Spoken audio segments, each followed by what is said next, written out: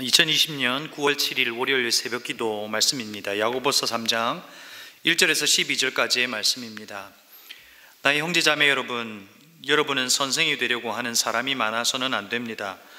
여러분이 아는 대로 가르치는 사람인 우리가 더 큰 심판을 받을 것입니다. 우리는 다 실수를 많이 저지릅니다. 누구든지 말에 실수가 없는 사람은 온몸을 다스릴 수 있는 온전한 사람입니다. 말을 뿌리려면 그 입에 재갈을 물립니다.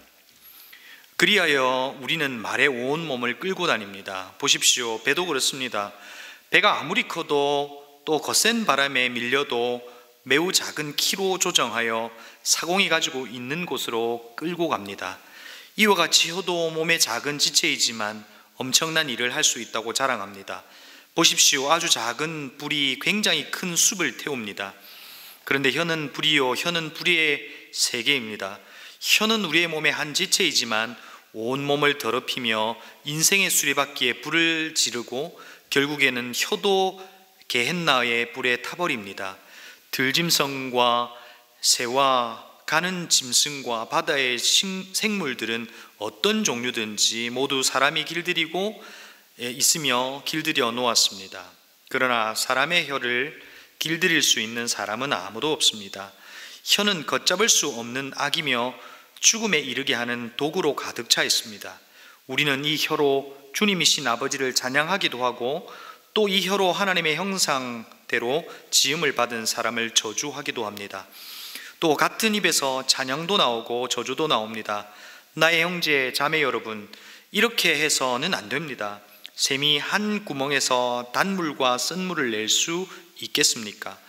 나의 형제 자매 여러분, 무화과 나무가 올리브 열매를 맺거나 포도나무가 무화과 열매를 맺을 수 있겠습니까? 마찬가지로 짠 샘은 단물을 낼 수 없습니다. 여러분이 했던 말 가운데 꼭 취소하고 싶은 말이 있습니까? 아니면 반대로 꼭 해야 하는 말인데 그 말을 하지 못해서 마음이 힘들었던 적이 있으십니까? 한 남자가 질문을 하기 시작합니다. 어린 시절 아버지는 무엇이 되고 싶었나요? 아버지가 이 세상에서 가장 가보고 싶은 곳은 어디인가요? 라고 질문합니다. 무려 130가지의 질문을 합니다. 하지만 이 질문은 아버지에게 하지 못합니다. 왜냐하면 아버지가 돌아가시고 난 후에 이 질문을 했기 때문에 그렇습니다. 칠레 시인 파블로 네루다는 자신이 죽기 전에 바로 이 질문을 했고 이 질문과 함께 136가지의 질문을 하고 세상과 이별했습니다. 여러분 어떻습니까? 끝내 하지 못한 말이 있고 하지 말아야 할 말을 해서 후회가 되는 일이 우리의 인생 가운데 있다는 겁니다. 그런데 여러분, 오늘 본문의 말씀이 바로 이 말, 혀에 관하여 쓴 것입니다. 야고보는 2절에서 말에 실수가 없는 사람을 온전한 사람, 곧 성숙한 사람이라고 규정하여 이 글을 쓰고 있습니다. 그런데 이 편지는 누구를 향해 있습니까? 1절에서 나의 형제 자매 여러분이라고 시작합니다. 이것은 세상 사람들에게 쓴 교훈의 편지가 아니라는 겁니다. 믿음의 사람들에게, 성도들에게 쓴 편지라는 겁니다. 특히 가르치는 자를 염두에 두고 편지를 쓰고 있는 겁니다. 바로 그 리더십들에 대하여 이 글을 쓰고 있다는 겁니다. 1절에서 여러분 선생이 되려고 하는 사람이 많아서는 안 됩니다. 여러분이 아는 대로 가르치는 사람인 우리가 더 큰 심판을 받을 것입니다. 바로 이와 같이 당시 가르치는 이들을 염두에 두고 있었다는 겁니다. 그러나 오늘 이 모든 말씀은 믿는 저와 여러분을 향해 있다는 사실을 기억하셔서 오늘 이 말씀을 통해서 우리의 말, 우리의 태도를 점검해 보았으면 좋겠습니다. 야고보는 혀에 대한 이야기를 하면서 심판이라고 하는 어휘를 선택할 만큼 오늘 이 혀, 이 말이 중대한 일일까요? 야고보는 정말 중대한 일이라고 보고 있는 겁니다. 혀 곧 말과 우리의 존재를 연결하여 야고보는 우리에게 알려주고 있었죠. 야고보서 1장 18절 개역 개정으로 읽으면 이렇습니다. 그가 그 피조물 중에 우리로 한 첫 열매가 되게 하시려고 자기의 뜻을 따라 진리의 말씀으로 우리를 낳으셨느니라.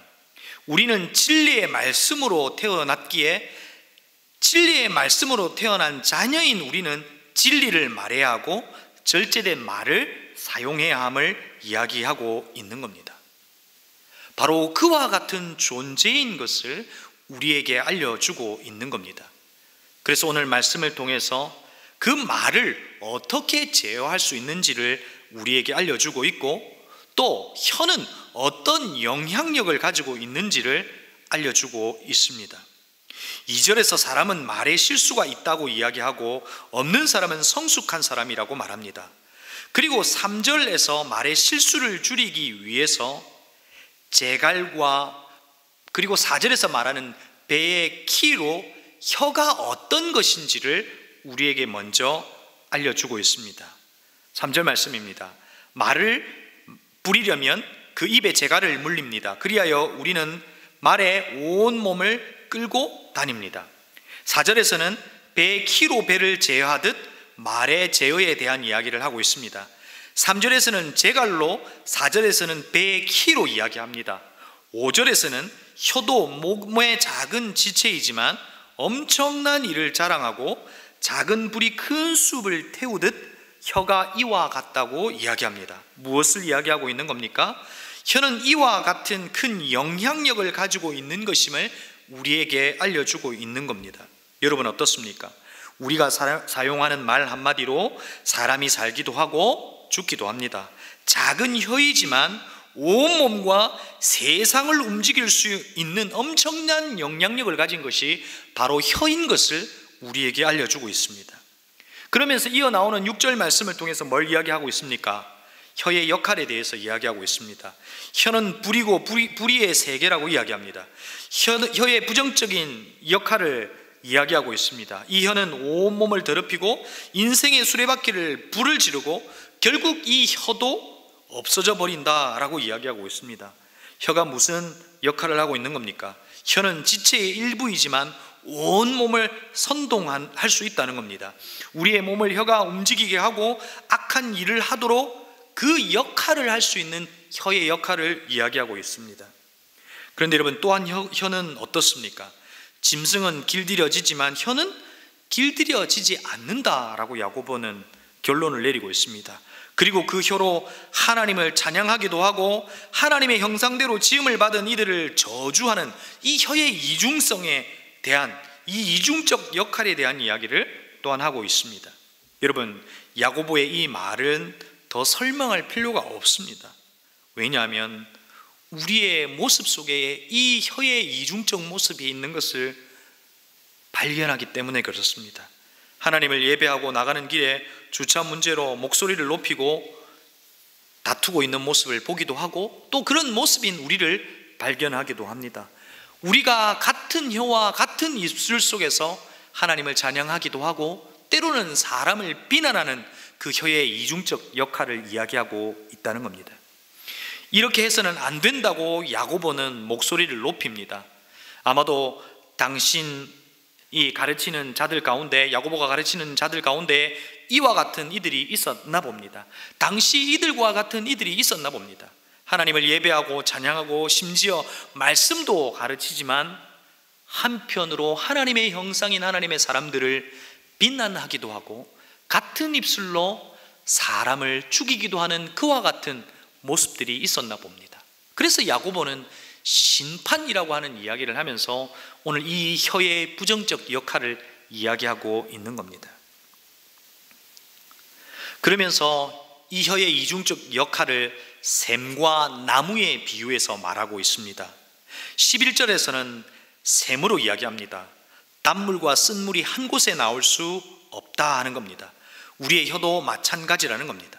12절에서는 나무로 이야기하고 있는데 포도나무가 무화과나무 열매를 맺을 수 없다라고 말합니다. 야고보는 무엇을 이야기하고 있는 겁니다? 무엇을 이야기하고 있는 것입니까? 나무의 본질은 열매가 결정한다는 겁니다. 사람의 혀로 비난하고 악독한 말을 하면 그 사람의 본질은 진리의 말씀으로 태어난 하나님의 자녀가 아닐 수 있다라고 하는 인간의 본질, 인간의 존재를 이야기하고 있는 겁니다. 여러분, 우리나라의 말, 이 말의 어원을 이야기할 때 이 어원을 이렇게 해서 설명하는 것이 있습니다. 이 말을 느려서 말하면 마알 이렇게 됩니다. 이것은 마음의 알갱이의 줄임말이라는 것입니다. 말은 마음에 있는 말의 알갱이로 결정된다는 것입니다. 다시 말해, 말은 마음에 무엇을 담고 있느냐에 따라서 결정된다는 것입니다. 말은 마음에서의 그 알갱이들이 우리의 혀와 입술을 통해서 나온다는 겁니다. 그러면 마음의 알갱이는 우리의 마음속에 어떻게 담기게 될까요? 바울은 말합니다. 믿음은 들음에서 나며 들음은 그리스도의 말씀으로 말미암느니라. 무엇을 듣느냐가 마음의 알갱이를 결정한다는 겁니다. 사랑하는 성도 여러분, 저와 여러분은 하나님의 진리의 말씀으로 태어난 이들입니다. 우리는 무엇을 말하기 이전에 우리가 무엇을 듣고 있느냐가 중요하다는 겁니다. 우리가 주님의 말씀을 듣고 주님과 깊은 관계 속에 있을 때 우리는 우리의 마음의 알갱이가 하나님의 말씀과 하나님의 것으로 결정되기에 우리의 입술로 나오는 말 또한 바로 그분의 말씀으로 말할 수 있다는 겁니다. 이처럼 말은 마음의 지표라는 것이고 또한 자신의 존재를 나타낸다는 겁니다. 이것은 말로 끝나지 않고 행동으로 이어진다고 이야기합니다. 야고보서 오늘 말씀 3장 13절에서 무엇이라고 이야기합니까? 여러분 가운데서 지혜 있고 예력이 있는 사람이 누구입니까? 그러한 사람은 착한 행동을 하여 그의 행실을 나타내 보입니다.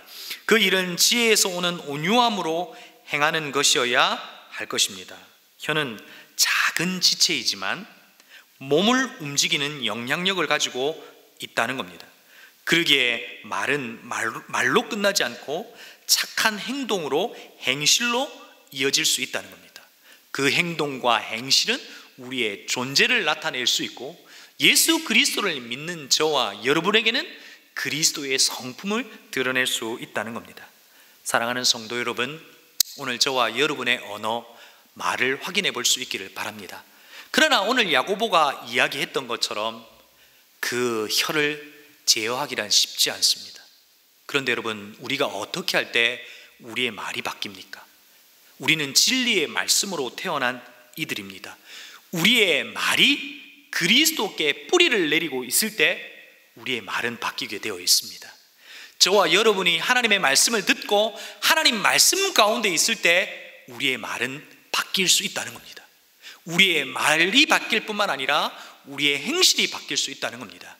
우리의 말은 영향력이 되고 생명이 될 수 있다는 겁니다. 사랑하는 성도 여러분, 우리의 말을 그리스도께 뿌리를 내리고 우리의 말이 생명력이 되어 사람을 살리고 우리의 말이 다른 사람을 응원하고 지지하고 그리스도를 나타내는 말이 될 수 있기를 주님의 이름으로 축복합니다. 오늘 이 시간 은샘 1010 합심 기도를 함께 하려고 합니다. 오늘 첫 번째 말씀을 기억하며 기도하십시다. 하나님, 주님의 말씀을 기억하며 기도합니다. 우리의 말을 확인하게 하시고 우리의 말이 그리스도에게 뿌리를 내리게 하여 주옵소서. 기도하십시다. 오늘 월요일 다음 세대를 위하여 기도합니다. 하나님, 우리 다음 세대를 기억하여 주옵소서. 우리의 믿음이 우리 세대로 끝나지 않게 하시고 우리의 다음 세대로 말과 말로 연결되어 이어져 갈 수 있도록 하나님이 이 다음 세대를 지켜달라고 기도하십시다. 계속해서 여러분, 코로나로 고통하고 있는 이 나라와 민족과 열방을 위해서 계속해서 기도했으면 좋겠습니다. 하나님이 이 땅을 불쌍히 여겨 주옵소서라고 하나님께서 이 땅을 기억하여 주셔서 고통하는 이들의 시름의 소리를 들으시고 하나님 이 시간을 통해서 하나님을 찾을 수 있도록 역사해 달라고 오늘 이 세 가지 기도의 제목을 가지고 이 시간 합심으로 함께 기도하겠습니다.